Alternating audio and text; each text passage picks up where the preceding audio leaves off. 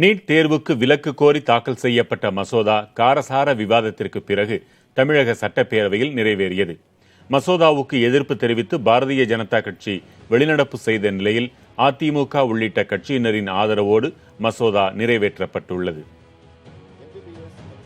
தமிழக சட்டப்பேரவையில் நீட் தேர்வுக்கு விலக்கு கோரும் மசோதாவை தாக்கல் செய்து பேசிய முதலமைச்சர் மு.க.ஸ்டாலின், நீட் தேர்வை ரத்து செய்து 12ஆம் வகுப்பு மதிப்பெண் அடிப்படையில் மாணவர்களை மருத்துவக் கல்லூரியில் சேர்க்க அனைத்து நடவடிக்கைகளையும் தமிழக அரசு எடுத்து வருவதாக தெரிவித்தார்.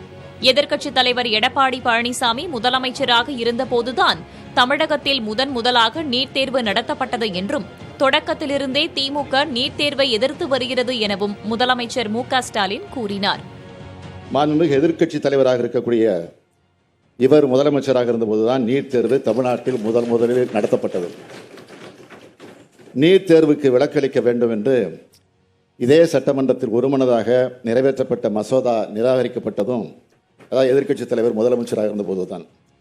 நீட் தேர்வு அச்சத்தில் அனிதா உட்பட மாணவர்கள் தற்கொலை செய்து கொண்டது உங்களுடைய ஆட்சியிலே தான். குடியரசுத் தலைவரால் நிராகரிக்கப்பட்ட நீட் மசோதாவை இந்த அவைக்கு சொல்லாமல் மறைத்ததும் அதிமுக ஆட்சி தான். எதிர்க்கட்சி தலைவராக இருக்கக்கூடிய எடப்பாடி பழனிசாமி அவர்கள் முதலமைச்சராக இருந்த போதுதான் நீட் தேர்வால் மாணவ செல்வங்கள் மடிந்த போது மரண அமைதி காத்து ஆட்சி நடத்தியவர்கள் தான் இந்த அதிமுக. ஆனால் நாங்கள் ஆட்சிக்கு வந்தவுடன் நீட் தேர்வை ரத்து செய்ய நடவடிக்கை எடுத்திருக்கிறோம். இதனைத் தொடர்ந்து சட்ட முன்வடிவு பேரவையில் ஆய்வுக்கு எடுத்துக் கொள்ளப்பட்டது. அப்போது பேசிய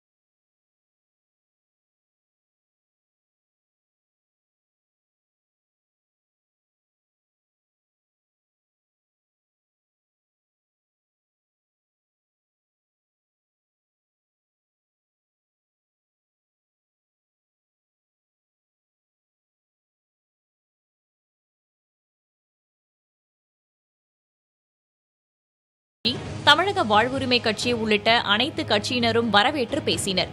இதனைத் தொடர்ந்து குரல் வாக்கெடுப்பு மூலம் நீட் தேர்விலிருந்து விலக்கு கோரும் மசோதா தமிழக சட்டப்பேரவையில் நிறைவேற்றப்பட்டுள்ளது.